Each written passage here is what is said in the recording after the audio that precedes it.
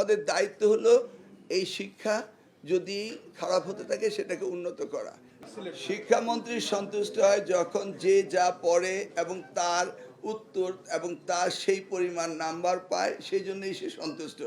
মাননীয় মন্ত্রীর দায়িত্ব হচ্ছে সারা দেশের শিক্ষা ব্যবস্থা যদি কোনো রকমভাবে ক্রম সংখ্যায় কমতে থাকে এবং 0% যদি কোনো স্কুলে কলেজ মাদ্রাসা পাস করে সেগুলিকে অ্যাড্রেস করা। এই এক্সপিরিয়েন্সটি আমার আছে এবং সেই এক্সপিরিয়েন্সের আলোকেই আমরা কাজ করব। আমি 2001 হতে 2006 পর্যন্ত যখন পরীক্ষা সুন্দরভাবে নকলবিহীন হয়েছিল, তখন এই 0 পাস করার সংখ্যা এর 3-4 গুণ ছিল। সেটা ক্রমান্বয়ে কমে এসছে এবং সেই ব্যবস্থাগুলো আমরা অতীতেও নিয়েছি, বর্তমানেও নিব ইনশাআল্লাহ। আমি তো আগেই বলেছি যে আমার 2001 থেকে 2006 পর্যন্ত শতভাগ ফেল এর 5 গুণ ছিল।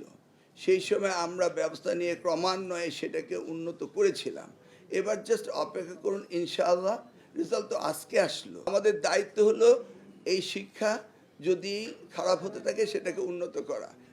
শিক্ষামন্ত্রী সন্তুষ্ট হয় যখন যে যা পড়ে এবং তার উত্তর এবং তার সেই পরিমাণ নাম্বার পায়, সেই জন্যই সে সন্তুষ্ট।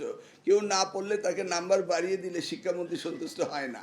বাংলা ইংলিশ দুইটি ময়মনসিংহ বোর্ডে খারাপ করেছে। এই প্রশ্নের উত্তরে আমরা বোর্ডের জন্য পৃথক প্রশ্ন করিনি। We standardise every student in the same barometer. একক প্রশ্নতে আমরা পরীক্ষা নিচ্ছি। আমরা যখন 2001 সালে দায়িত্ব পেয়েছিলাম, রেজাল্ট ড্রপ টু 28%। আবার যখন আমরা 2006 সালে দায়িত্ব ছেড়ে চলে গিয়েছিলাম, result raise up to 77%। That was the indicator যে আমরা রেজাল্ট যেই জায়গায় ছিল সেখান থেকে ক্রমান্বয়ে উপরের দিকে নিয়ে যাচ্ছি।